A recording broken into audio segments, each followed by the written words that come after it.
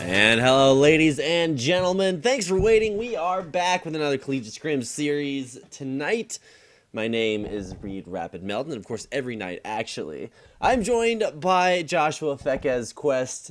Thanks for tuning in, everyone, and let's go ahead and just get right into this game. Yeah, it's kind of a little bit of a delay here, but yeah, we're getting right into it. Tom Kinch being banned out, the first ban coming out from, I believe that is Southern Illinois University. Actually, during the break, they actually swapped sides swapped. After an epic rock, paper, scissors match. I won't forget for a long time. Unfortunately, swapped. We couldn't stream that, but like you said, yeah, we're going to be seeing Georgia on the blue side for game number 1 of this best of 3 Scrim series. Of course, Southern Illinois University, Edwardstown. Edwardville. There we go. I knew I was going to mess it up. No problem. Gangplank also being banned out. This actually is from Southern Indiana University, Edwardsville. Probably just call them Southern SIU Edwardsville, just for short, because I'm pretty sure there's a Southern Indiana University that they don't want to use. There you go. But Dr. Mundo, the second one, banned out. Gangplank banned out. So Gangplank's been a huge contested pick in not only collegiate play, but also LCS play. 100%, I can't say pick or ban rate, because I think he's 100% ban rate so far in the LCS. So he's a huge priority pick right now for teams on all levels, and we're seeing that come out right now. Graves, another big pick. Big jungle pick coming out, and they don't want to deal with the Graves. They've been seeing a lot of 2 or 3 ADC comps coming out. It's been kind of hectic. I'm pretty sure solo queue would look a lot like One for All mode if Graves were just allowed to be picked by everyone. He is so good in every role. If you haven't tried that top lane Graves, man, get that going. It's so good. But it's not going to be something that we see here tonight. A Kindred ban there. All right. And for our last ban, probably going to see some sort of either jungle focus, although we do have that Kindred ban, or focus back up there on the top lane, like a Fiora ban, Trundle, Alistar, both really strong right now. Yeah, I would suspect a Fiora ban if they're going to go with these meta pick bans. Also, Rengar is a big one that people like to pick out, but that's from the jungle. Like you said, focus on the jungle might be warranted. You do have the Kindred ban. But there's Malphite, top lane ban typically, and for good reason. Has a great engage. Going to just completely negate that and take that away from Georgia Southern University. And Tarek being hovered over. It's very fabulous, but I don't think we'll be seeing a Tarek, but you never know. This is a scrim, so they might be willing to try out something a little bit new in that bot lane. And to be fair, we have seen Tarek in leagues like the European LCS, and he won too, yeah? Yeah, he did actually win. I believe it was the Rockat support Edward who made that work up there. Don't question it. It's a thing. But yeah, I was talking about the Fiora ban possibility. It's the first pick actually, which is why I was expecting to see it banned there for Georgia Southern University. So not too big of a surprise there. But when you pick Fiora that early, a lot of times that does open her up to counter pick opportunities. And a lot of times it's almost like a pure skill matchup. I feel like Fiora is in that state where you can get countered, but then again you kind of counter everyone because you're Fiora and you're almost on pure skill. So you can especially if you use your riposte just right, you can really mess up somebody's game plan in the top lane. We'll see who they decide to take up there. Poppy being hovered over. I've been seeing that in a lot of roles. Jungle's really strong, top lane strong, even support. You've been seeing Poppy support every now and then. So Poppy's just one of those champions, kind of like Graves right now, in a comfortable, if you want to call it a comfortable position, where you just kind of go anywhere. So it is definitely a fleck for Wafflemeister picking that one up. And Zach also being locked in the jungle. Indeed it is, and we've seen a little bit more Zach from overseas leagues. Southeast Asian leagues have been picking him up, as well as a couple of picks in Champions in Korea. So he's a champion that's coming back because you need these big, long-range, hard-engaged tanks. That's why we've started to see Malphite, but I feel like you need more reliability and uptime on your engage, so a lot of teams try to shy away from that. One champion that is not shied away from has been Rek'Sai, consistently strong queen of the Xur. She has been, I think, one of the best junglers ever. I don't want to say ever since release, because her numbers were way all over the place on release, and they kind of got fixed up, and now she's just a very, very consistent jungle pick that's not going to get locked in favor of the Nidalee. Yeah, well, Italy's actually been one that's been coming back into favor, especially with the Runic Echo. I believe that's what it's called, the new jungle item in the jungle. And um, with all these squishy champions coming out, like I said, we're getting like three ADC kind of comps coming out. And Italy has been perfect for those. You can sit back, throw your spears, you hit one ADC, then they have to just retire from that skirmish and probably leave a siege, might even lose a tower. But this is interesting because Georgia Southern University, look at who she's going to be throwing javelins at. A Poppy, a Zac, possibly a Nautilus, the Dredge line. You know, he is a Nautilus main. I mean, look at his name, the Dredge line. I mean, you throw a spear, a javelin. I will say these javelins. You throw a javelin at one of these three champions, and it's gonna kind of scratch them. They'll feel it, but it's not gonna be like throwing them at three different ADCs where you have your choice of a target. They have a big front line coming out from Southern Indiana University, Edwardsville. Right, Nidalee into tanks is a kind of a recipe for disaster too. In fact, what we should see as our last pick. Wait, there's no Lulu pick yet. So, okay, yeah, there was. It was actually the second champion pick. I don't know how Lulu gets through the first round of picks or bans. Like, it's one of the strongest champions in the game right now. Especially if you look at the Illinois composition, that is a comp that screams just pick a support Lulu, put it anywhere, and it's just good to go because you've got all tanks, a super support, and a hyper carry all at the same time. So that's what we should expect to see from Illinois. But of course, on the other side, the struggle is to find some coherency between everyone on Southern Georgia, or Georgia Southern rather. Georgia Southern University. They're looking a little, kind of a few different places with their comp. Yeah, Lulu and Fiora, they can kind of fit into most molds, and of course you have your ADC, you can fit into it. You need your ADC no matter what, and Lucian very strong right now. Alistar would provide a decent front line, but I guess him and Lulu are actually the only engage coming out. When you have multiple engages on the side of Southern Indiana University, Edwardsville, they have a lot going for them that can just completely get through the front line of GSU. So it's going to be really interesting to see how GSU decides to play around their comp. That to be very safe and really rely on these javelin tosses to hit their priority targets. But Oriana being a utility mid, that would actually not be a bad idea. Has a lot of ball carriers on her side, and it's actually going to be locked in. So they have a very solid comp on the side of SIU Edwardsville, and very clear what they intend to do with it. Yeah, it's not a big mystery. It's like, hey, we've got stuff that can engage, and we're going to put the ball on that stuff, and then just, spin your world right round, baby, right round. So the champion select is all the way done, and when you look at exactly where the cards fall, it's going to be interesting, at least for me, to keep an eye up on that top lane matchup. Poppy and Fiora go head-to-head so often. In fact, just this past weekend, we got a chance to see, I believe it was TSM and Immortals play that matchup in their bout in the NALCS, and we had solo kills on both sides. So it's actually just ridiculous what both of those top lane champions can do. And I'm assuming, of course, that that's top Fiora, not top lane Lulu. Should be going mid there for Georgia Southern. Yeah, more than likely. And I do want to apologize. We call you Southern Indiana. I'm very sorry. That's Southern Illinois University Edwardsville. That is my bad. Very sorry about that. Won't be making that mistake ever again on this How podcast. could you, Fekes? Ah, man, I feel so bad because I'm like looking at the name Southern Illinois on the stream, and I still said Indiana. I don't know, man. I was wondering too. I was like, what?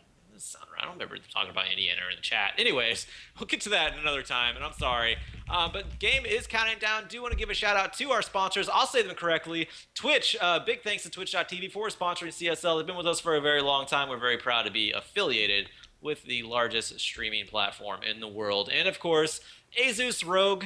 They're the reason why we are going to DreamHack. They are funding us. They make some of the best PC, laptops, and monitors for any of your gaming needs. They also make tablets, very great for collegiate needs. Trust me on that one. I still have my old Transformer. And once again, I do want to thank them for funding our travels to DreamHack. This is a scrim tonight, so these don't count toward points going into the Final Four. But when we do get to DreamHack in Austin the first weekend of May, Austin, Texas, that is, we will be displaying, playing the top 4 CSL teams will be playing in front of a live audience at DreamHack. Very exciting. Thank you again, Asus Rogue. And of course, thanks to everybody else out there for watching tonight. Of course, our other sponsors, Twitch and Brain Gear, we definitely could not do it without them. And even just this Collegiate Scrim series. If you're here to watch some good collegiate esports, that's what we got coming your way. So thanks for watching. Stick around. We'll be right back with game number 1 of our CSS Best of 3 series. So yeah, thanks for watching, and we'll be right back.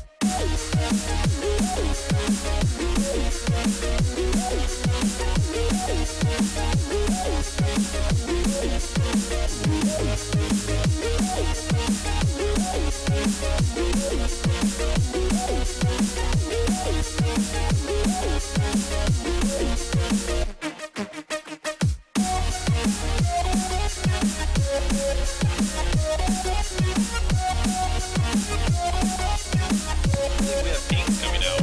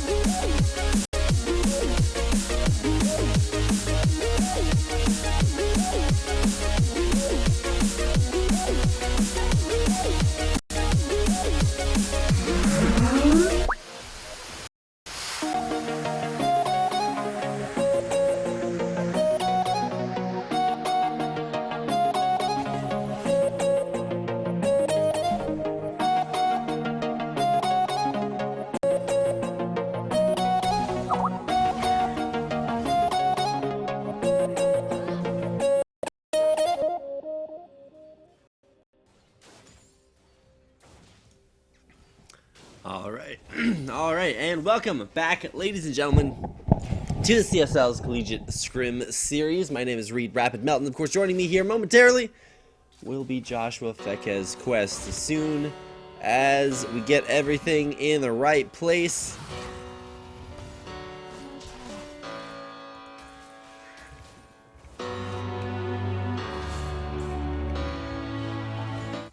And alright, so yeah, everything's coming back up, and we should be able to get this going and up and underway and all those other good things. So while we are setting things up, just do want to welcome you back to the CSL, and oh man, already some nice Poppy versus Fiora action. That's where the action's been all game long, so definitely a big fan of the top lane. Of course, just to go ahead and introduce the top lane, as I do want to welcome Fekez to the show. So top lane this game is going to be Jeff Kim.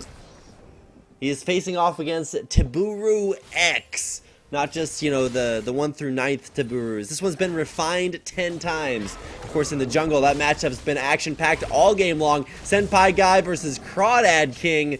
And he has not been the king of the Crawdads or of the jungle. He's going to go down again. Yeah, it's actually the second time that's happened. Hello, guys. My name is Joshua Fekez Quest. Yeah, second time that's happened this game so far. We missed it the first time. I believe it still was on stream, though, so at least that was shown. But anyways, we do have a knock-up in the bot lane. A little bit of trading going on. We'll see who gets the worst of it here. Looks like Jeff gets banned, actually getting the worst of it. He gets hooked back in. Nice dredge line, but Tao Slacker trying to take advantage of that one, seeing that all the cooldowns are used onto Jeff. Got a nice flash knock-up. Pulverize exhaust goes down to both ADCs from both supports. Dredge line, he almost falls, but going to be able to make it out. And now it's like Tristana jumping in, he'll force out of Slacker, so he's going to be able to be safe. But more trading coming in. Dredgeline, he finally goes down. Big Thunderbolts or Thunderlords proc coming out on that one. Meanwhile, in the mid lane, who's gonna get the kill onto this one? Both flashes used. I don't know. Hold on. Minions. Oh, it's the minions. Oh my gosh. Poor Demon Cookie there. Man, minions. Yeah, you gotta have those minions in your lane, man. Helping you out. Just need those last few auto attacks to make it work. And now it's a 5-1 start already. Georgia Southern off to a very, very strong start. Of course, I did need to change the overlay there. So yeah, Georgia Southern in the blue on the left-hand side of your screen, facing off against the Southern Illinois University Edwardstown. Yeah, we did have that, like we mentioned before, had that intense rock, paper, scissors match in the pregame lobby. So that is why Georgia Southern University is on the blue side now. Looks like Taburu X, and yeah, like you said, there's been 9 of them so far, and this 10th one seems to be the one they went with. He's gotten 1 kill so far and 1 death. He's down quite a bit in CS though. He's actually getting handled pretty well by Jeff Kim in that top lane as a Fiora. We'll see if that can keep up. He is a level ahead of him though as well. I mean, it's Jeff Kim. Of course. Come on, Fekez. You gotta know that is one of the rougher matchups, and especially it really kind of depends on who gets ahead too. Some matchups you can, even if you fall behind, you can just like stay safe and farm. But on 2 melee champions, you're really gonna be going at it all the time. And so interesting to see the start by Fiora. She got a tiny little early lead, but knows that winning this early game is so important. So double Doran's Blade into Jarim's Fist. Really, really defensive start, but still a very strong and very cost-effective one as that Jarim's Fist stacks up. Yeah, and it seems to be proving well right now for them. We'll see how it, or at least for Jeff Kim, I should say, see how it goes into the mid-to-late game. He keeps up the CS advantage. He is going to be pretty stacked going in over to Brew X. A lot of warding coming around the blue buff on the red side jungle. Coming out, that is actually from Georgia Southern University, wanting to cause as much terror to Crawdad King as possible. He's died twice in his own jungle. Right, and it's really just been Nidalee, Nidalee, and more Nidalee. And might not know that it's warded right now, but it's definitely going to have the ability to smite this, steal this blue buff away. Yeah, there it goes. Just smite it away, and that is just another batch of experience taken away from Crawdad King. It is 5-3 in terms of levels in favor of Senpai Guy. So he's doing a very good job keeping Crawdad King out of this game, keeping him from ganking. Making it to the point where Crawdad King, he has to gank if he gets experience, but it's at the point now if he does gank, he runs a risk of dying. So very sticky situation for him right now, and it's very well played by Senpai Guy, knowing the jungle very well, knowing the routes of Crawdad King and his Zac. Oh yeah, and this is exactly what Nidalee's can do. Just snowballs ridiculously hard, but keep in mind as the game goes on, Nidalee Spears into super tanks are not going to work. Right. Especially when you look at Poppy. When she gets really low, she doubles her armor and magic resistance. Like, okay, come on, that's a little bit ridiculous. So definitely pretty excited to see how well that works out as far as the tanking up effect from Southern Illinois University. So got to keep an eye on the top lane too. It's where once again the action's going down. Of course, we've got a consistent trading bottom lane. I love these matchups because it's not like, super tanks or like Soraka Sona lanes where nothing ever really happens. There's action going on all the time. Yeah, catches want to be had in that bot lane, and yeah, and you were also okay. So another thing about this Poppy is that one of the biggest, I guess, annoyances going against a Nidalee is pouncing away, not being able to catch him. But if you're a Poppy, you can actually stop that with that big barrier, that big wall keeps them from bouncing out of it and keeps them within range of Poppy. Actually seen that in the LCS, Hanser to kind of bopped a Fiora on her head quite a bit of times, taking advantage of that barrier. So very nice. Very nice skill set coming out of the Poppy to make use of that against somebody like a Nidalee whenever it comes time for a grouping action coming out. But ping's coming down on all sides of the map. Looks like Jordan Southern University are going to be contesting onto this Rift Herald. But in the mid lane, there's a Shockwave, there's a kill. Wafflemeister with an Ignite, following up the Shockwave. Very nicely played. Very nice catch by Wafflemeister. Man, I thought the Rift Herald was important, but yeah, like you said, just beautiful catch there. Rift Herald will go down. They are going to give that buff away to Jeff Kim so that he can continue to push this top lane even more powerfully.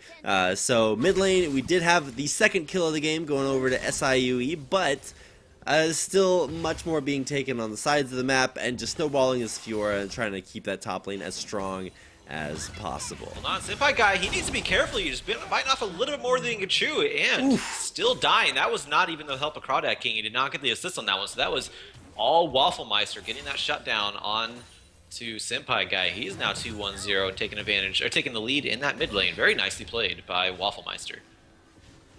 And a little bit over-aggressive there by Senpai guy, too. So it's sort of the confluence of good motives and bad. Every time an Nidalee starts to go off early game, you're just like, wow, that guy's so strong. But the real strength there was great, decision-making, great pathing in the jungle to catch out Crawdad King and punish a weak member of Illinois' team. That time around, he was just jumping into the mid lane and saying, hey, what's going on here? Let's pick up some kills, and wound up giving him one away instead. Yeah, he knew the Shockwave was down, he knew the Ignite was down, banked on a little bit too hard, and yeah, paid the price for it. But gotta go back to his jungle, farm up a little bit more, and try to find him some success somewhere else, pinging into that top lane. But Crawdad King is on his tail, so we'll see what happens here. There is Tabaru X blowing his flash. He's very low on mana. Jeff Kim, is he going to be diving this? Does not want to. Crawdad King on the backlines. Needs to be careful. There's a flash. Senpai guy does get the kill, but going to go down. Crawdad King finally picking up a kill for himself there in that top lane. Meanwhile, in the bot lane, here comes the calling. Is it going to be enough? Dredge line, he almost makes it out. He actually flashes in the heal. Summoner heal. Save him. But now, it looks like, oh no, there's a nice rocket jump away. Tristana going to be able to make it out of this one. Throws the exhaust down too from, who's that? Jeff got banned. That is his name, not the Dredge line. So Summoner's down on both sides in the bot lane, but lives to fight another day. That is absolutely right, Fekez. Like the dive top lane because it's like super aggressive and you're like, hey, let's go get these kills, but unfortunately doesn't quite pay off. There's still a very strong lane for Fiora, and Poppy is just continuing to have these struggles. Poppy not doing so well in this early going, but arguably not as almost just as poorly in the bot lane for Drakel and the Dredge line. Having a little bit of trouble with these sieges, and actually going to be getting dove upon. Dredge line going down. Senpai guy taking out that one. Here comes a teleport though. Senpai guy gonna try to take out Drakel before he's able to get the teleport in. Not gonna be able to do it. Shockwave, Wafflemeister gonna be able to pick up that kill in the bot lane behind the turret, and Drakel, he barely makes that alive. And that's exactly what you were talking about, the ability that Poppy has to stop super mobile champions. Turns out it's called Steadfast Presence, and you maintain that presence. Don't let anything jump away from you. really good against this Nidalee Fiora combo that's so mobile. You know who else it's really good against is Riven. You know how mobile Rivens are? They're just like running away from you all the time. No, you can't do that anymore. So it's just really great utility that Poppy provides, being used very effectively in that situation there for Southern Illinois. Yeah, so there is a way to deal with mobile champions. There's so many mobile champions these days, right? They decided to kind of give a counter to that one. Poppy is that counter. Poppy's in a very good place right now. You've seen she's getting shut down in the top lane, but still making use of herself around the map, helping out other lanes. So it's not over yet for Southern Illinois University, Edwardsville. It's Jeff Kim's still shutting up the top lane. Gotta get your states right there. They're like they're close together, dude. Yeah, I was speaking of close together. I was looking at this top lane and how close together they are, and I realized I was like, Taburu X. Have I seen that guy like play on solo queue? But no, I've been to the restaurant Taburu, and that's where I know the name from. So just making me hungrier. The more that I cast this guy, but of course top lane Crawdad King is hungry for some kills, and of course. Yeah, he's hungry for some kills too. Jeff Kim, he's going to actually get engaged upon, but Crawdad King gets taken down very low. Jeff Kim getting some health back from that ultimate, and now it looks like Taburu X going to try to save his jungler here. Crawdad King, can he make it out alive? He's actually still in a very bad situation. Senpai guy finally able to take that one out. And meanwhile, while this has happened, Doom Cookie actually has made his way to the top lane. Hasn't made his presence felt yet, but does have wild growth. I feel a tower dive is in the works in the top lane. And there's a shockwave! But it's reposted, I believe. I think Jeff Kim actually just reposted that one and denied everything from that shockwave. Oh my gosh, perfect spell usage there. God. To be fair, you know, riposte isn't an ultimate spell for Fiora, so every time you see it used to defend against a spell like that with a very long cooldown, just absolutely brutal. What a man! What a powerful top laner Jeff Kim is right now. Senpai guy, oh, needs to watch out for that turret aggro.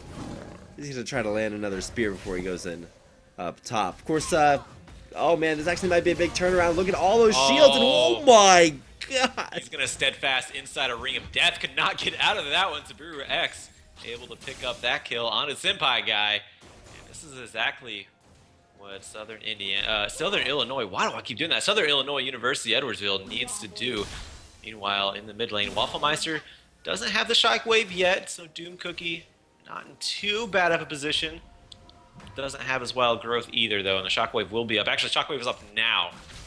So now Demon Cookie rather, needs to be careful to play it a little bit safe, but it's really easy to play it safe as a Lulu, especially in the mid lane when everyone's all melee range champions, anyways. Hey, Fekez. What up? You know what this is? What? This is me casting League of Legends with a nosebleed. So that's the shockwave. Come off, cool down. Cookie has a nosebleed now. In fact, it's on fire because Ignite is on him. Is it going to be enough though? It is not. No. Demon Cookie barely makes that alive. Did not use wild growth either. And I'm sorry you have a nosebleed. But oh, there's a flash right into the javelin. That is not ideal. And there's the culling coming out. The culling. Senpai guy able to finish off Wafflemeister in the mid lane. Took 3 champions to do so, but Wafflemeister finally went down. Man, there's really so much action going on, Fekez. It's pretty ridiculous how much action is going. Okay, all right, back to the mid lane. That's where all the aforementioned action is actually going on. We got Jeff got banned. Bit of a tower dive here, but Drakel, he gets taken down quite low, but he's still rocket jumps out, able to make it out to safety. Now Crawdad King, he's in trouble. Jeff Kim gets exhausted, and now he's in trouble. He's going to get knocked back and forth actually, but everyone stays alive on both teams, and the turret finally went down against Southern Illinois University Edwardsville. And there's a Georgia Southern University finally getting the objective in the mid lane. They are up 2 turrets now, 5k gold as well. They're going to go to that dragon, try to pick up that one for the first time in this game as well. A little bit of equalization since the game started, Fekez. I believe it was like 3, 4, 5 to 1, and then both teams have definitely done their fair share of bringing things back. However, you got that big 7 kills on the Senpai guy. And while he is definitely making the guys call him Senpai, it's a little bit difficult to transition that. Oh, trying to propose the stun there. Still a lot of true damage left to come out here. Does Jeff Kim's has this duel? Oh, but Crawdad King is in the area.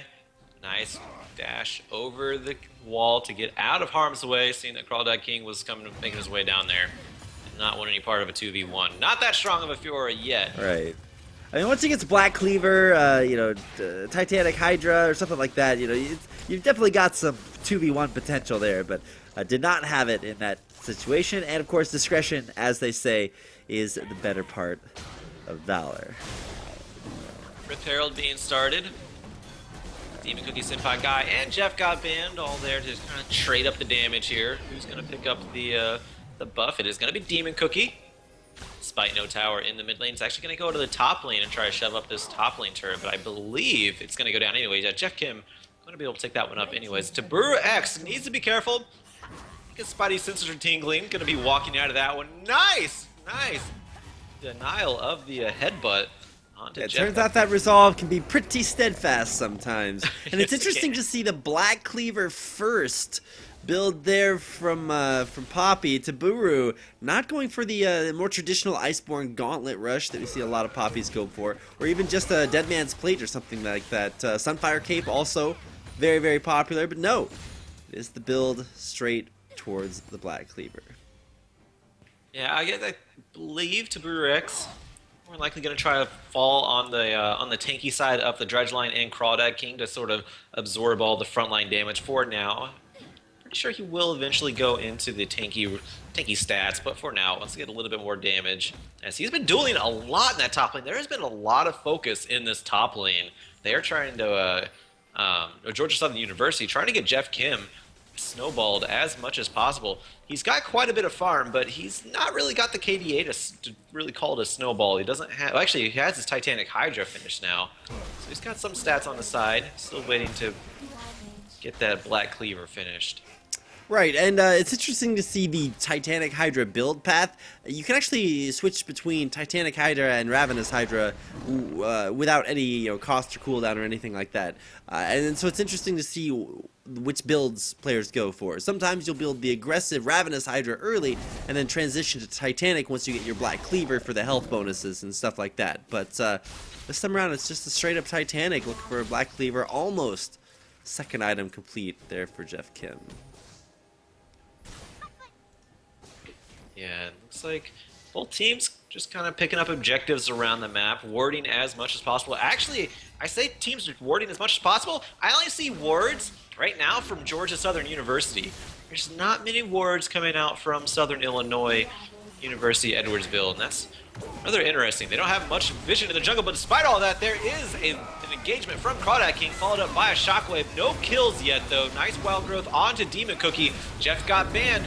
Gonna pop his ultimate, he's gonna make it out barely, and still no kills coming out. Taburu X, I should say, he gets put back into his enemy turret, so needs to get out of there, but running into Jeff got banned. He's not gonna be able to pick up a kill from that one.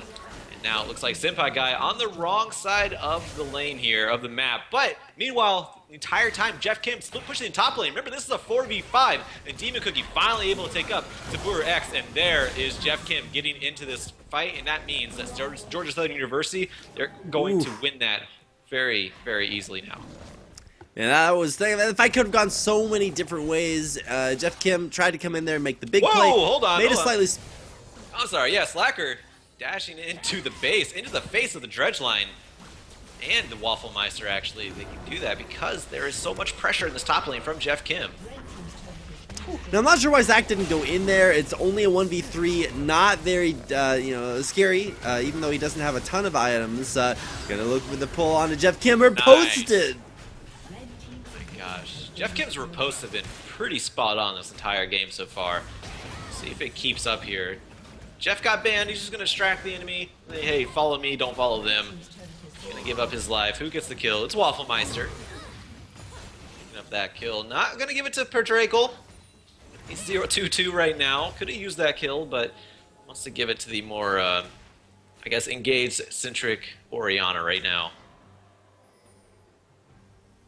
Has been pulling off some nice shockwaves with the slingshot, elastic Man, slingshot from Crawdad King. so many good moves. To be fair, as good as his shockwaves have been, they have not been as good as the riposte that Jeff Kim had on the shockwave top lane. That just it looks so good. Like whenever you riposte things like unstoppable force, like assault and battery, like any of those like big ultimates, just like okay, that's pretty cool. It's always beautiful when you see it.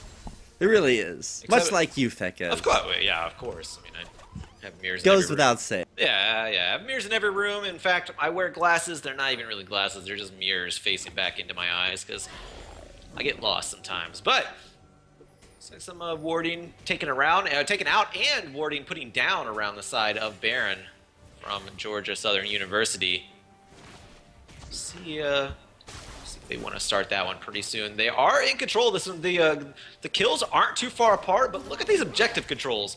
1 dragon is 0, 6 turrets is 0. That's equating to 11k gold. But hold on, Jeff Kim, he's in trouble. That did not get reposted. That one did though. He's still gonna go down. Who's gonna pick it up? Wafflemeister picking up that kill on Jeff. Extended a little bit by himself. Now Dredgeline has to get out of there. Calling gonna pick him up, and now the calling is on to Crawdad King, but a teleport coming in from Tabura X, and I think he's regretting it now. He still goes down despite throwing down the big verdict hammer, knocking everyone back. Wafflemeister picking up yet another kill, going on a killing spree. And Senpai guy with no Poppy in the area, able to make it out. Oh, the glitter lance, so Oh close. my God, Crawdad King almost going down. The glitter lance just not powerful enough though. Oh These my javelins might be. goodness. Hold on, these javelins might be powerful enough. Senpai guy, he's going deep. He's doing this by himself. He's on a one-man mission right now. He can land 1 javelin on either Crawdad King or Bedrakel, and they're done, but I don't think he's going to be able to get that opportunity. He's going to actually just withdraw and go back to the jungle while the rest of his team pressures this inner bot lane turret. Very nice aggression, despite Jeff Kim being caught out by Georgia Southern University. Just for the camera there for a second, but yeah, Georgia Southern, they are definitely starting to run away with this, mostly on the back of Senpai guy, who is 9-4. Those spears are hurting so much. However, we've still got some signs of life over on Illinois, because for them, it's all about the big tank line in front. And that's actually going pretty well. You're going to see an Aegis of the Legion, of course, built up into Talisman a little bit later on. Wait, not Talisman. That's the support item. Locket. Locket. It's like lockets are talismans, right? Yeah, they kind of, they can be. Basically the same. Why they call it different things. But yeah, so basically what I was saying is that that's going to amplify the tankiness for everyone on the team. And that is against a primarily magic damage dealing team comp. I mean, sure, you've got Fiora, but even Fiora does a lot of true damage and maybe, I guess, physical damage too, but it's really about the magic damage that you need to block to stop those 9 kills from being so effective on Senpai guy. Speaking of being effective, the Baron is started by Georgia Southern University, and why not? They have full control, no wards in the Baron pit. In fact, there's no presence from Southern Illinois University Edwardsville. Crawdad King, he's making his way over just to get a ward down, but it's not even going to help. And Crawdad King has to launch himself out of here. Actually launches further than the Javelin, so not going to be able to get that extended leap from Senpai guy. That one landed, but I don't think he wants to go underneath the turret. He is powerful. But then again, he actually might. He actually does like diving these things, like we've seen multiple times this game. And there he goes. He is diving. Okay, hold on. Crawdad King in trouble now, but Subaru X gonna force him back. See what happens here. This is Georgia Southern University's game to lose. Senpai guy's still in the base. He finally jumps over. But meanwhile, Jeff Kim split pushing even more in the bot lane. And these minions are actually taking a toll on the Nexus turrets. A lot happening right now, and it's all on Southern Illinois' side. And there come in the more turrets being destroyed. Not sure what can be done to stem the tide of these turrets just getting hemorrhaged everywhere. I mean, as strong a hyper carry as Tristana is, she's down 10 CS and down 0-2. This is going to be a very difficult fight. Oh, big pulverize coming out from Big Alistar there, and that is going to cue Georgia Southern University to go in. Zach, Crawdad King, he is in a world of trouble right now. Looks like he actually finally does go down. Senpai guy getting that kill, and there's the last Nexus turret going down. It's actually Only one person has fallen so far from Southern Illinois University Edwardsville. We'll see if it's going to be any more. Nobody's fallen on the side of Georgia Southern University. This is pretty incredible to watch how much training's going on and nothing really happening besides turrets going down. But finally, Padrakel does go down, and that is another inhibitor turret. There are actually no turrets left for Southern Illinois. And finally, Wafflemeister picking up the big cow. Jeff got banned, just died, finally. That was rather chaotic. Well, hold on. Might not be over, Rapid. Oh, Senpai guy going in, getting the kill, leaping back out to Brewer X. It is over for him now. Yeah, I was gonna say, like, as much as it might not have been over at that point, after that kill, I think it's finally time to, you know, start shoveling the dirt on top. A rather morbid analogy, but yes, you are quite right. Get the shovels out, get ready. And it's not the nail in the coffin because there is a this is a best of 3, so you can lie in the coffin, but don't close it yet. We have another game after this one.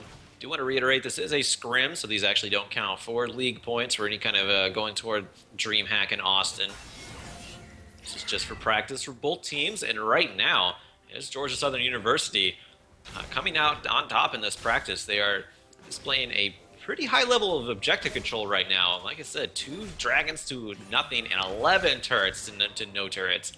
They are almost doing this flawlessly.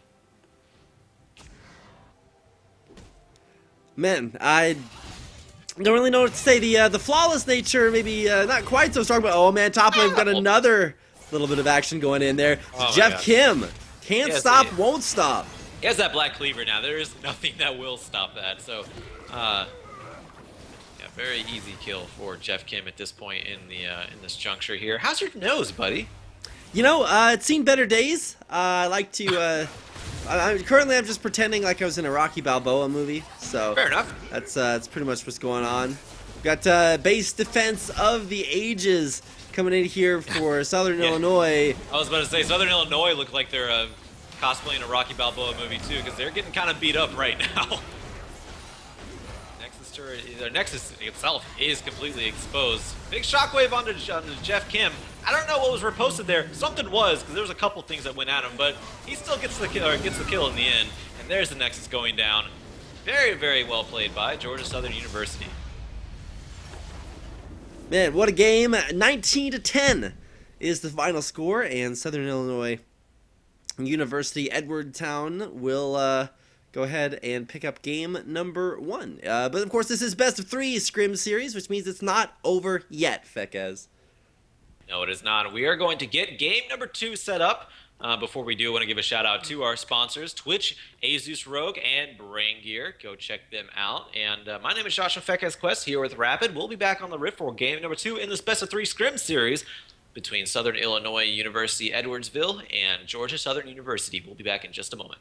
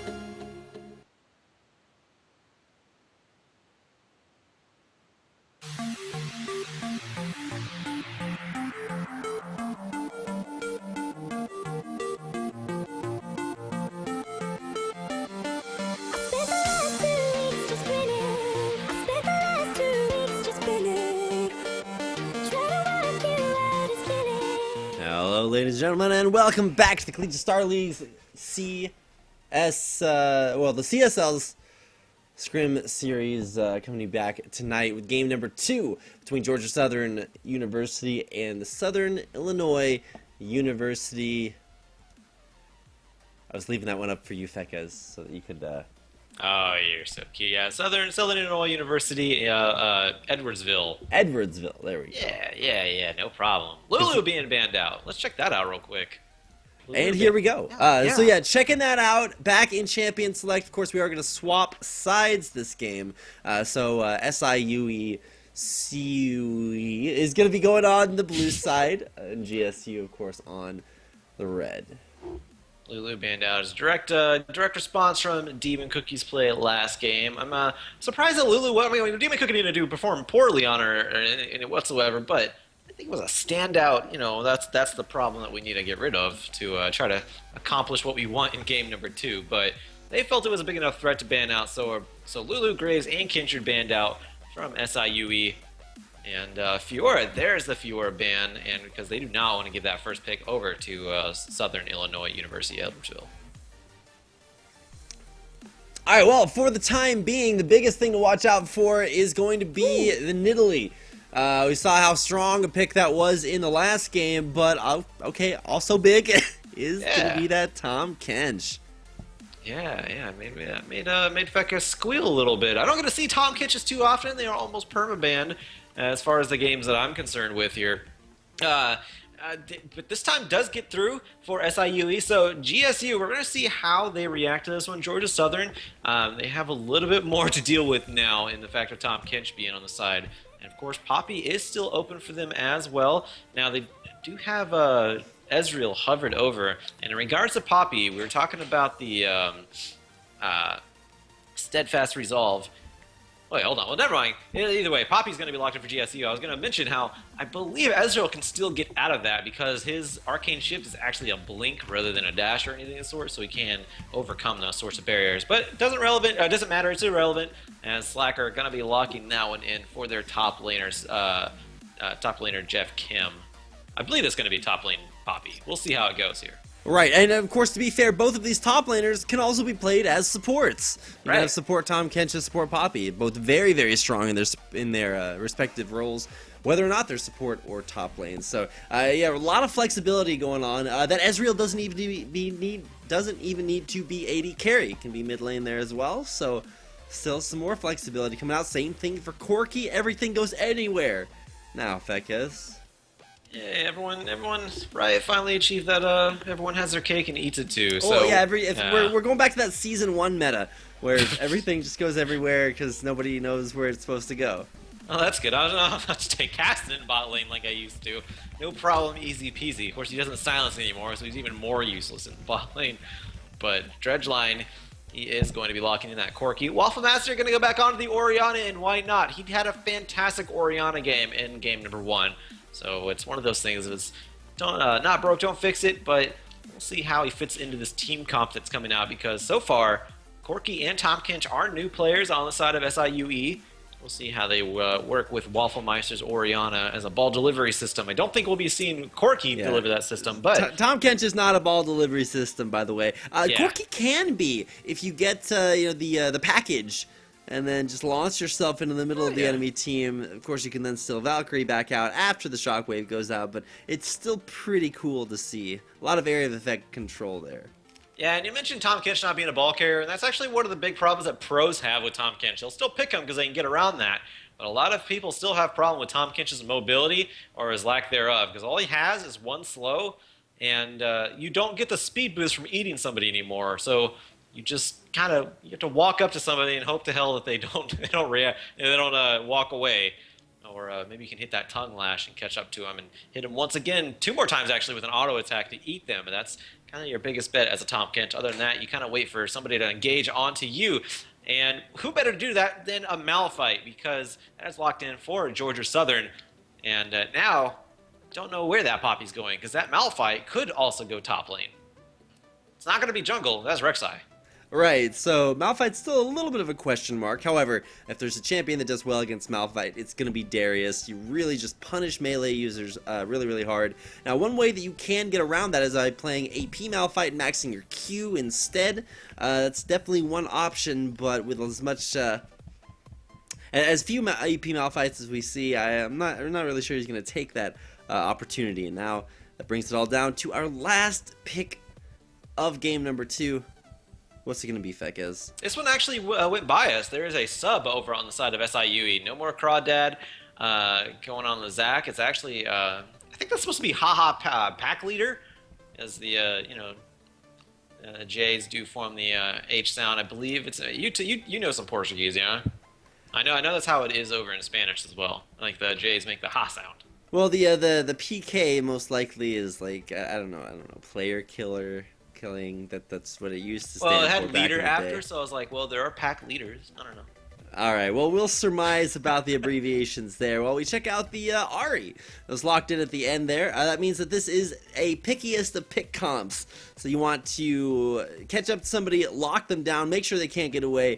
Would have liked to see maybe a Lissandra built in there somewhere. Would have been difficult to flex, though. So still, just very, very strong team composition for picks there for Georgia Southern. Yeah, very nice team comp coming out for them. But on the other side for SIUE, they do have they have their own thing going as well. It's kind of up in the system, but we do have a nice ball delivery system with the Vi and the Orianna combination, and that is going to be a Tom Kinch in the bot lane with a Padrakel. So gonna be trying to keep him as safe as possible, eat him up, spit him out whenever he's in trouble.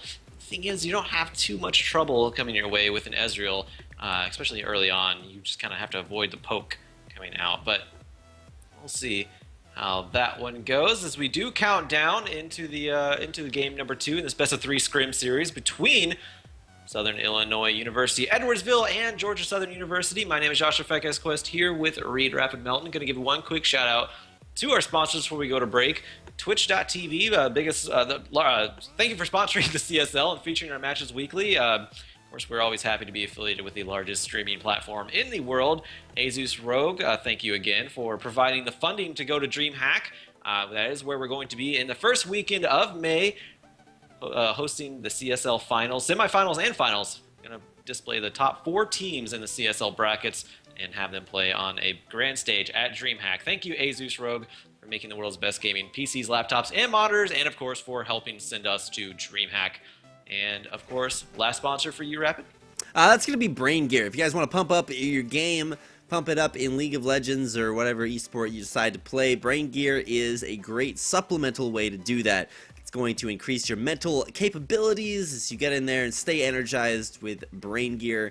It's definitely want to help support them for helping support us. And a big thanks to you guys who help support us just by watching. So thanks very much for tuning in. Stick around. We'll be right back with game number 2 of our best of 3 collegiate Scrim series. Hope you guys are enjoying the games. We'll be right back.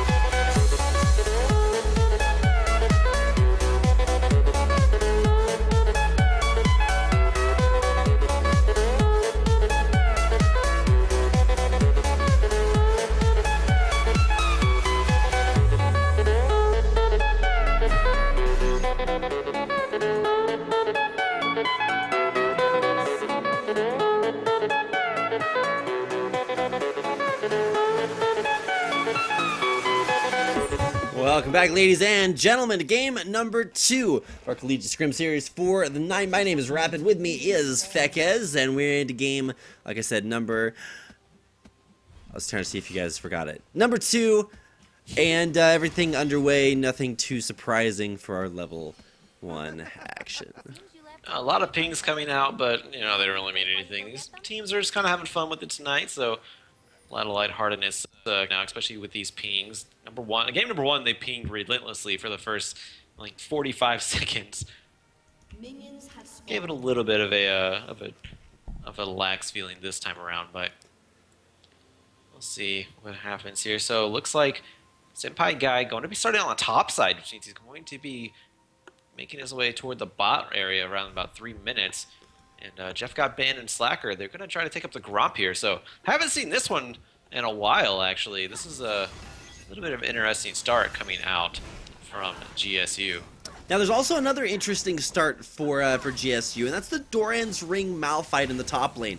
Ooh. It's only 15 ability powers, so that means that there's no AP in Runes or Masteries, which should say that he's still probably going to be a tank, but I love starting the Doran's Ring early, getting that early ability power, because it means you max your Q, and you can actually win the matchup versus Darius a lot of times once you start to get that maxed up a little bit. See how it turns out here. Jeff Kim and Taburu X, they're trading some damage. So yeah, he's if anything, he's at least going to keep up in the damage from this Darius, who is way more aggro than a typical Malphite. But in your seismic shards, you need to hit not Alistar, the Darius. Of course, he was going for some farm there. So Jeff Kim calls it worth. See if he can keep that up in the top lane here. Jeff got banned, needs to be careful. I believe Poppy actually has a relatively weak early laning phase, if I recall. Oh, especially in bottom lane when you're going up against a Tom Kench, it always feels bad to walk up. And same thing for Corky too, with a lot of harass from Foster's bombs. Of course, your ranged auto attacks can now deal both magic damage and physical damage. Right. Now, the one thing that Poppy will have an advantage of in this bot lane is that Draco, when he wants to Valkyrie out, may have a little bit of trouble. As whenever Jeff got banned, decides to throw down his steadfast presence. They completely deny the escape.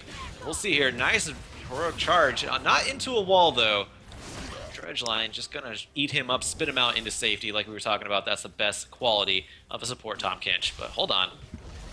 Maybe a little bit of aggression in the mid lane here. Wafflemeister, very nice answer from leader here on the Vi.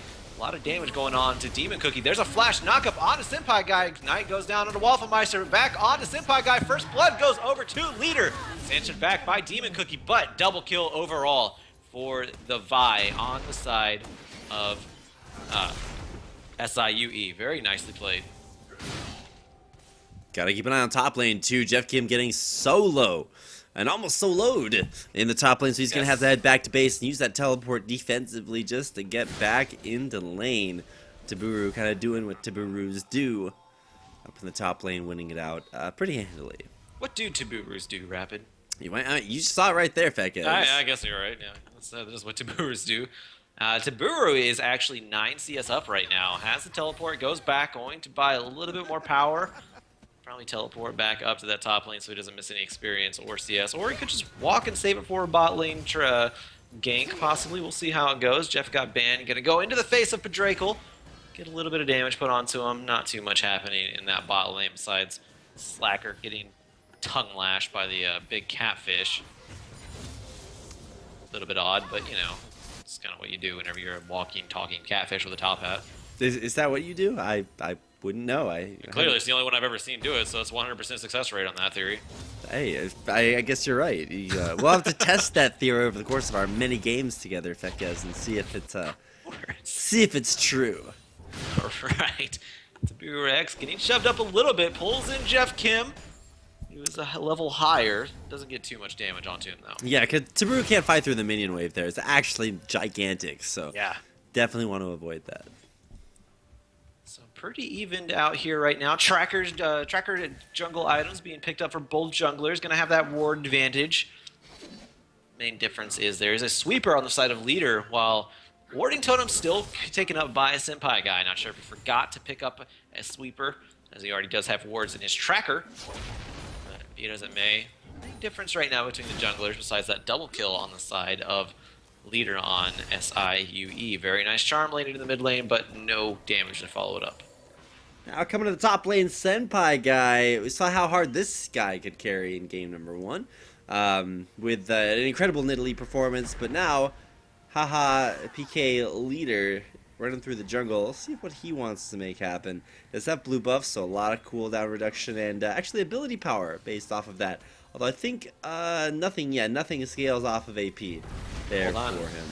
He's actually going to be meeting haha PK leader.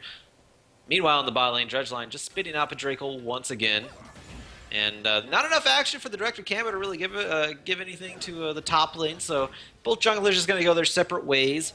And looks like Taboo X actually is doing a good job shoving Jeff Kim underneath his turret. Jeff Kim is level 6 now, but so is Taboo X, so maybe just waiting on a gank to occur here. And let's keep note, Taboo X still has the teleport up in his favor.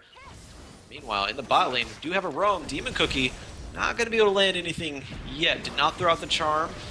There's a Dredge line eating him up. Going to spit him out. Spirit rushing out, but a big pull back in from Taboo X, who teleported into the bot lane. Ignite. Exhaust goes down onto him. Jeff got banned. He's going to be in trouble. He gets, actually, is he going to go down? He's popping the health pots. He is going to stay alive even through the hemorrhage. So, teleport used, but it's actually going to drive back the bot lane of GSU.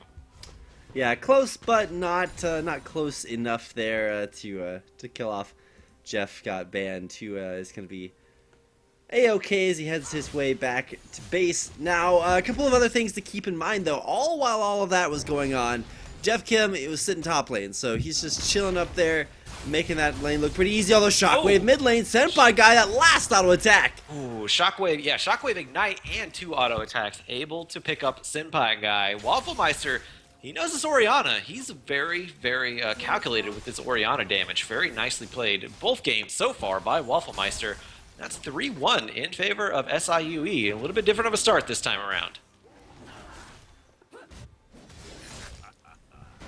To clarify, yeah, I was corrected. Vise E does in fact scale on AP. It's a hybrid scaling with excessive force there, so I missed the hybrid scaling. Everything else is only AD, so man, when you really you don't care about your denting blows, you don't care about your dash or your auto attack damage, that's where the value's at. You know, that's ARAMs for something there. I usually do that stuff in ARAM. Just go, I don't know, AP Jinx, have some hellacious flame chompers. But, you know, this is not ARAM. Not going to be focusing on any of that AP on the Vi in this sort of game. Jeff got banned. Getting a little bit too much in the face of Padrakel. Pays for it with a pretty big chunk of his health bar. Forced to heal that one back up with some biscuits. He'll be fine in the end. So looks like everyone's hit that level 6 threshold. Everyone has their ultimate. Senpai guy is waiting in the bush here. Oh, but here we go mid. Yeah, Spirit Rush not going to be, actually not going to help out. Demon Cookie misses the charm. Senpai guy does get the shutdown onto Wafflemeister. Jeff Kim teleports in. Are they going to be able to tower dive this one? I don't think they want to risk it, though, without Demon Cookie's damage. Dealing with a small emergency there, but looks like everything is good to go. Got to make sure the splash zone isn't too big. But as far as the lanes go, mid lane is where most of the action's been. You can see consistent pressure there from Wafflemeister and PK leader. Definitely leading the PKs in the mid lane, and a little bit of a discrepancy starting to form between both sides. However, gotta remember they swapped sides, so it's actually kind of opposite of game 1 where Georgia Southern University got off to a strong early start. Looks like Taboo X. Standing over rewards, Jeff Kim knew he was there, shied away to the other side. I see the Decimate. A little bit of advantage over to Jeff Kim, who has not built any more AP outside of that Doran's item. It looks like Taboo, he's going to try to duel him out here. Can't do it. Has a lot of damage in his arsenal. Misses the Decimate once again. Gets a tower shot put onto him because of hemorrhage. Ooh, little greedy there. I don't know about that, but yeah. So top lane, this is where most of the consistent trading's been going on. We are starting to see Malphite go On into assault a tank. battery. Oh my! Okay, all right. That's that's the Rek'Sai gank where you come behind the turret and go for it. But now Senpai guy is just lucky to be alive at his turret, trying to sit there and defend. Yeah, Assault Battery and Shockwave being a very nice combination for Orianna and Vi. The big reason why you picked both of those champions with each other. And it paid off very huge there. Demon Cookie not having a very fun time in the mid lane. 81 CS to 62. He's had 3 deaths so far, so could be favoring a little bit better. I think he's wishing he had his Lulu right about now. Yeah, Lulu definitely a much, I don't want to say better champion, but a very strong champion in the mid lane, because not just because you can kill enemy champions with it, but because you can also play defensively when you start to get either behind or when the jungler starts to camp you. Not so much the case this time around. Demon Cookie really playing from behind right now. So needs to be playing a little bit safer. PK Leader just seems to be in the right place at the right time for Wafflemeister so far in this game. He has 2 assists and 2 kills. Only 1 kill he's not participated in. And again, it was in the mid lane because Wafflemeister is 100% kill participation so far. And PK Leader doing a great job clearing the jungle.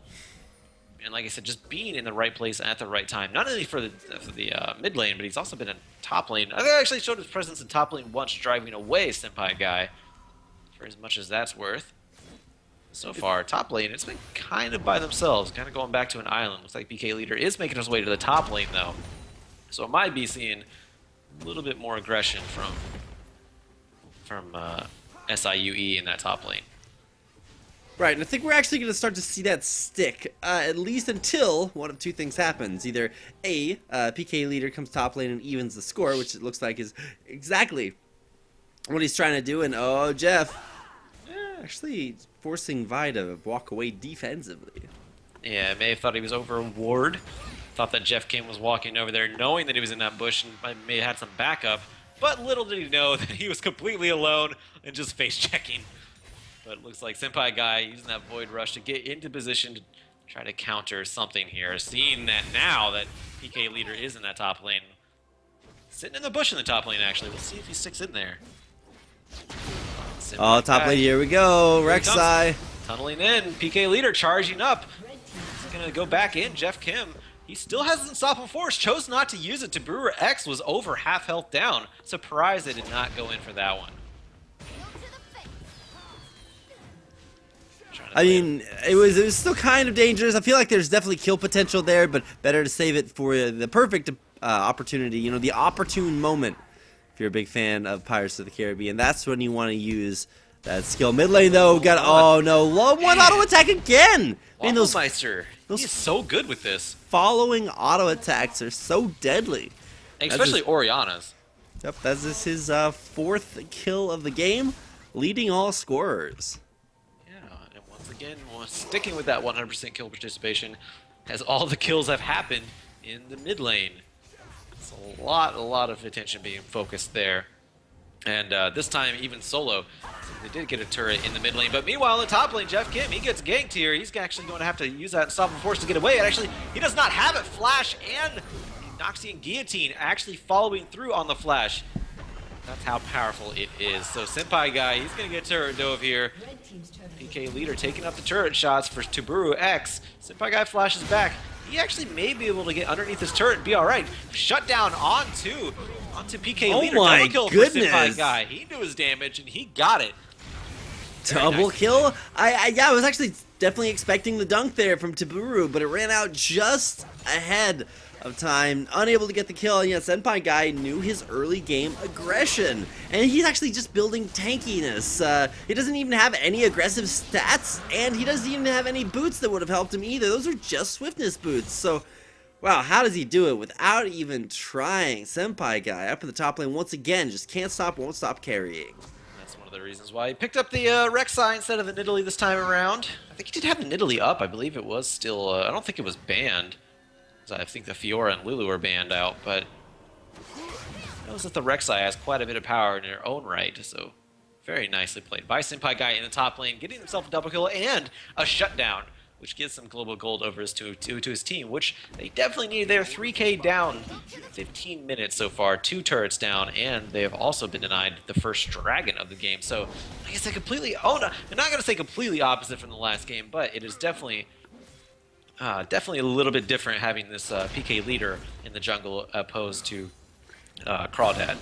Yeah, Crawdad did kind of get a little bit abused, but oh man, top lane, we've got another consistent trade here to Buru, trying to go back in there and really stacking up those hemorrhage stacks. Jeff Kim has so much armor, though.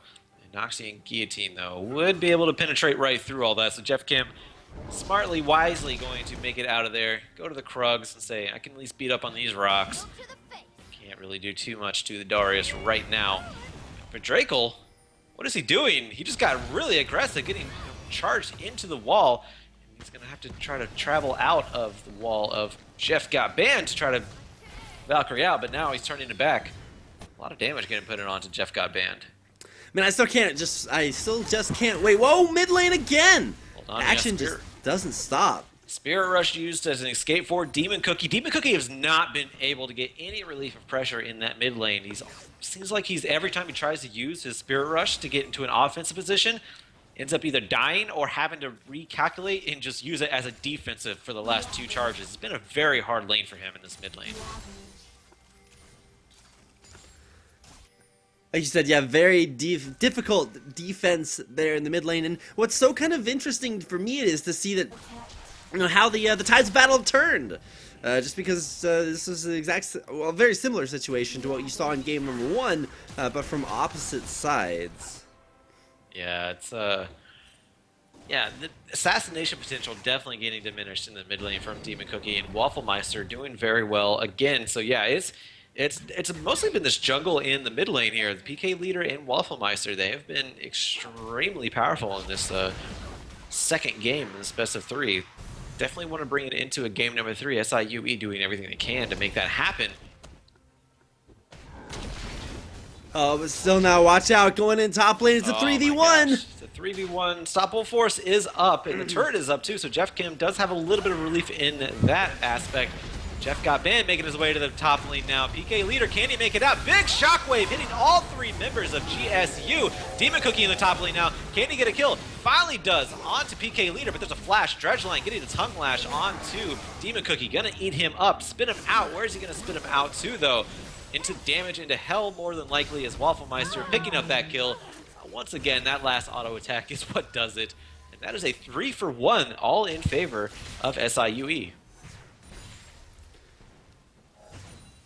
And they got the turret. That was huge too. They also got that turret and those kills, and now they're shoving into the inner top lane turret. Really, what is it that they don't have? They've got turrets, they've got dragon, they've got pretty much everything, but having given away a few kills over there to what was I going to say? Oh yeah, Senpai Guy. So for Senpai Guy's jungle, he's definitely right back to being on point with that. The only problem is that his lanes can't survive without him, so we'll see if he can help them survive with jungle invades like this. Dredgeline, he's in trouble, but he has that big gray health bar, a lot of tankiness to his side, so he's actually going to absorb all of that, not even pop the gray health bar, and just walk out. Tabur X and Wafflemeister in the area saying, I got backup. Throw what you got, and, don't throw it at these guys who's about to come kill you.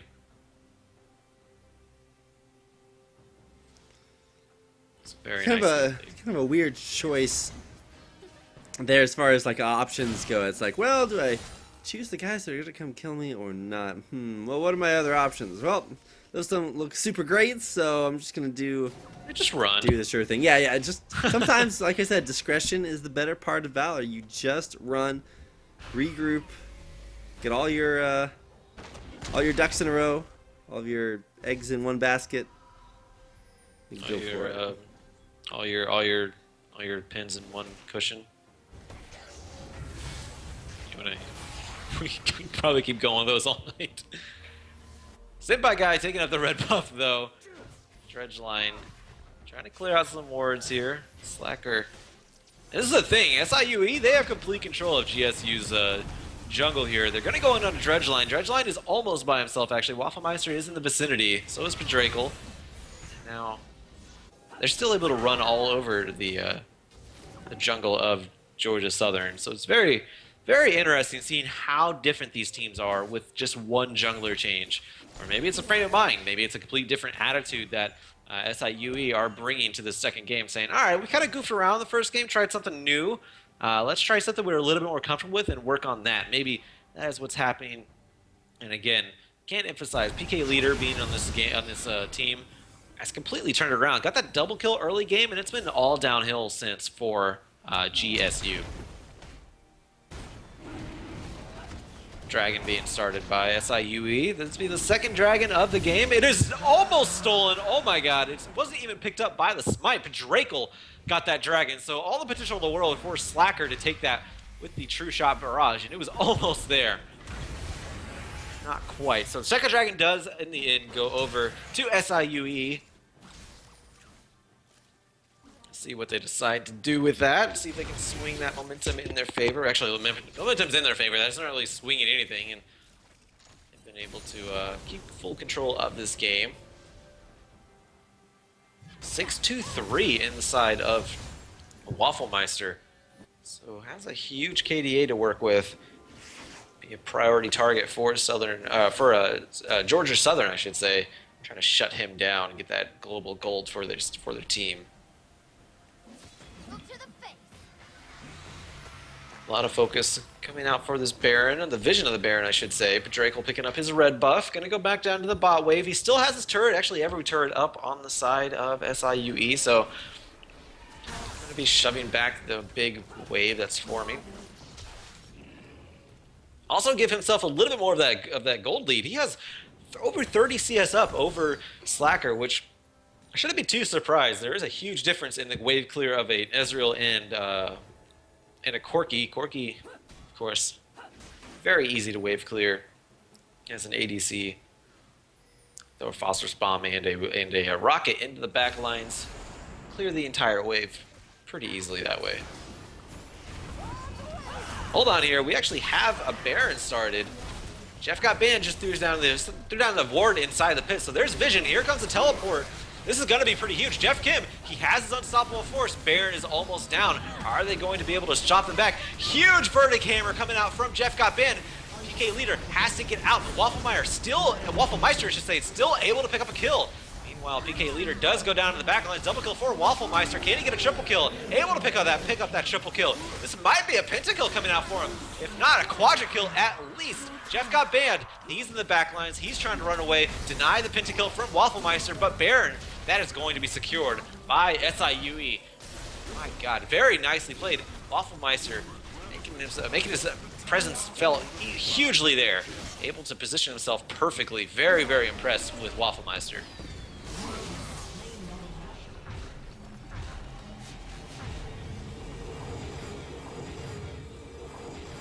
So Baron picked up. They're going to teleport back, pick up their spoils, and maybe a shove for a win here, possibly. They're 10k gold up right now, Rapid.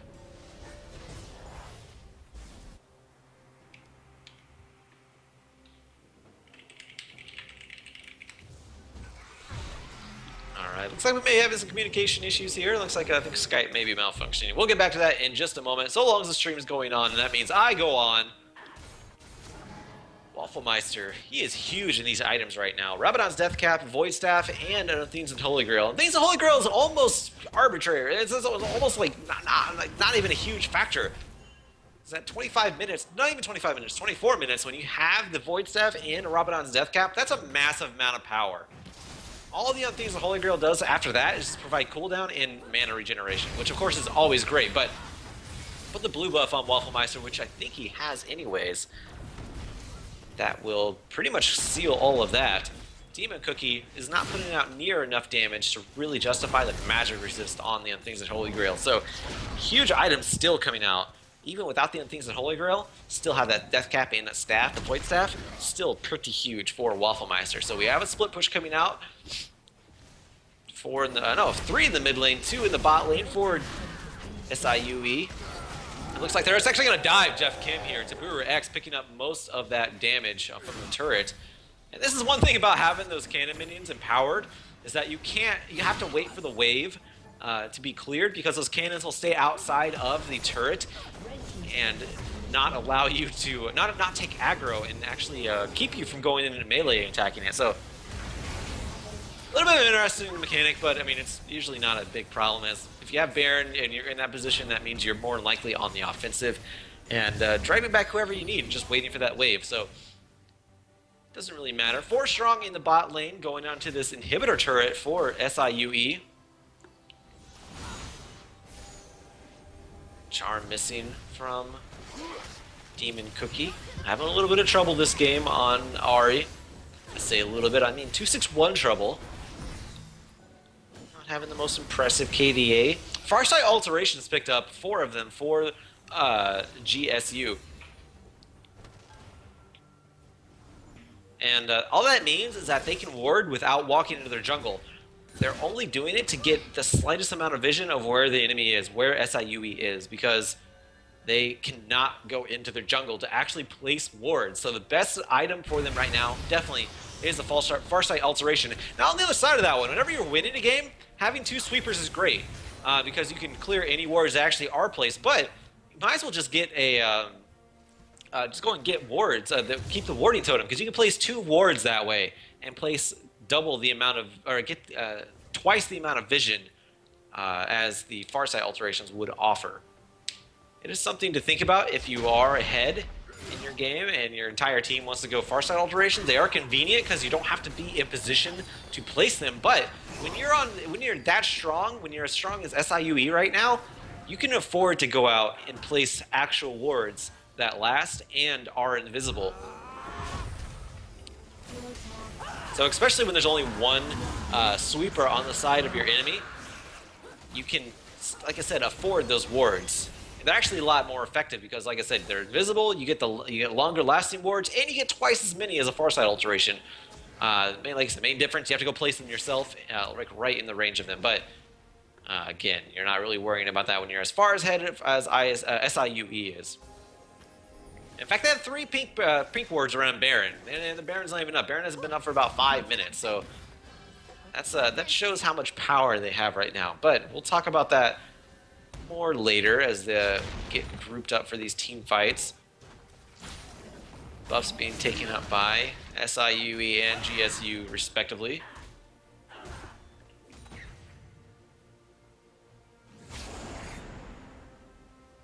More vision being placed around that Baron.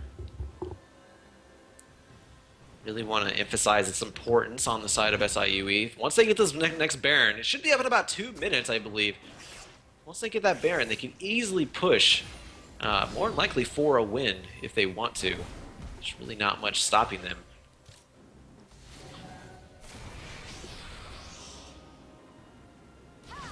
Jeff got banned, Demon Cookie and Senpai Guy making their way in the mid lane, trying to clear as many waves as possible. This is one of the advantages of having an Ahri, is you can clear the waves with Orb Deception relatively easy in Foxfire. But on the other side of that, I think if SIUE just grouped, they could probably just push this without the Baron. The Baron is going to be about 1 minute 38 seconds. Pretty sure they can just win this if they want to, take it on to a game number 3. But they are playing it slow, they are playing it methodical, making sure they get every advantage they can before they capitalize and pull the trigger. And maximize the amount of, I guess, success they would have in these team fights. Pressure being applied in the top lane here. Top lane inhibitor turret, big damage coming out from just an attack and dissonance from Wafflemeister. Huge amount of damage, actually half health. Jeff got banned, has to go back. Senpai Guy needs to be careful. Jeff Kim is looking for some sort of catch here. But then, where's the damage to follow it up? That's what you have to ask yourself whenever you're GSU and you're just far down. Your mid lane damage is not really there, but Slacker does have his Iceborne Gauntlet and his Muramana complete, so he actually has a lot of damage in his own right. PK Leader charging up that fist and not going to go in, going to go the opposite direction. Get himself to a little bit more safety. Eats up Dredgeline, denies him the CS there, and actually gives it over to Padrakel. Trusty support there. So a lot of dancing going on. Who's gonna stumble? Who's gonna fall? Charm not landing. Demon Cookie does get hit with the big tongue.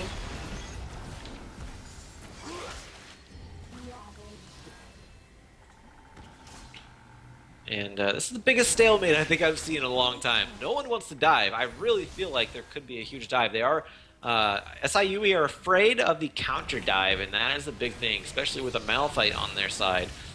And a Poppy too. So the Poppy, you cannot get back out. You are stuck in that fight. So they're definitely afraid of that one.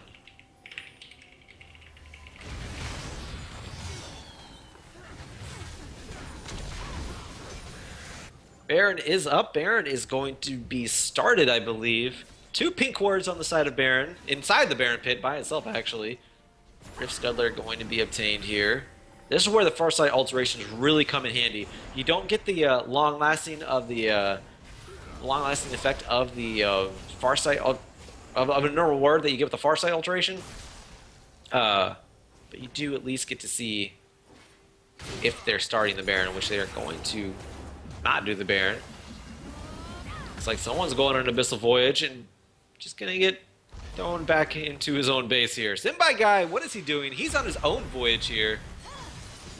And now Void Rushing over into his base, so a little bit cheeky.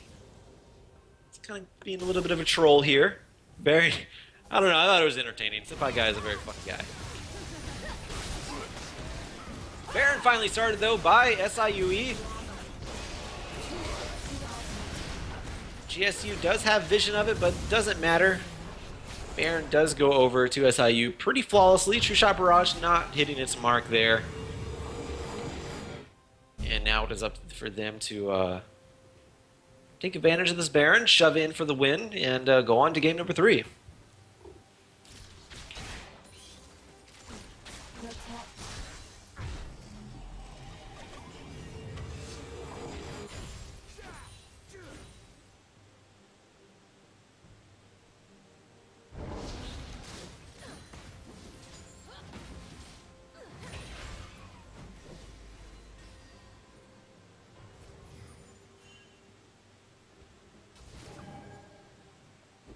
Sorry about that. Mic was muted. So, I was talking about only one more item left for Wafflemeister to be built here. Doesn't have his boots upgrade, but does have that needlessly large rod sitting on that, and just going to be more than likely going to be upgrading that into the Zanyas, considering he already has the other 2 needlessly large rod items. Actually, I guess it'll be 3, because you can get the Abyssal Scepter with that as well. No, not Abyssal Scepter. Rylai's Scepter. Sorry, but Rylai's Crystal Scepter. But I don't think he really needs that, considering you do have Command Dissonance to slow any enemies down. And this is the thing here. Okay, so Taburex. Hold on. We actually have some turret fighting going on in the top lane. Still not going to dive this one, even with Senpai guy, or not Senpai guy, Jeff Kim not there. It's a very interesting play from SIUE. I feel like they're having a lot of trouble closing it out, and if they weren't as far... Well, hold on, my god. Okay, Wafflemeister just completely deleted Demon Cookie. Entertaining to watch, but sad to know that Demon Cookie can just be deleted like that. Didn't even have to use his Shockwave. So this might finally be the close of the game. There is an unstoppable force onto the dredge line, but I mean, that's really all. You're not really getting too much more out of that one. Wafflemeister, my god, so much power on Wafflemeister. We were actually just going to tank up as much damage onto this Nexus turret as possible until minions arrive. Dredge line, nice Shockwave. There's the Shockwave we've actually been looking for. Does get himself a kill onto Slacker, and this is going to be it. Nexus turret's finally falling. That means the Nexus is finally going down. SIUE, they pick up game number 2 in this best of 3, so it's 1-for-1 right now in this series. My name is Josh from Fat Quest. Here with Rapid, we're going to try to get some things sorted out, see what's going on. I believe we're going to get into a game number 3. Bear with us. I'll catch you up in just a moment.